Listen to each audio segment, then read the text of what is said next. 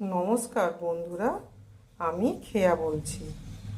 তোমাদের দাদা তো দুপুরবেলা এসছে খেতে ডিউটি থেকে, তাই আজকে কি কি রান্না করেছি তোমাদের দেখাচ্ছি। এখানে একটু চিকেন করেছি, মাছের ঝাল করেছি, আর এইটুকুই রান্না করেছি, তোমাদেরকে দেখালাম। তোমরা হয়তো মনে মনে ভাবছো শুধু দাদাকেই কেন খেতে দিচ্ছি, আর কি আমার কেউ নেই? হ্যাঁ, আমার একটা মেয়ে আছে, মেয়ের বিয়ে হয়ে গেছে। মেয়ে আসবে শুক্রবার দিন। মেয়ে তো বাইরে থাকে, ওই জন্য তোমাদের দাদা আর আমি শুধু বাড়িতে, আর কেউ নেই আমার।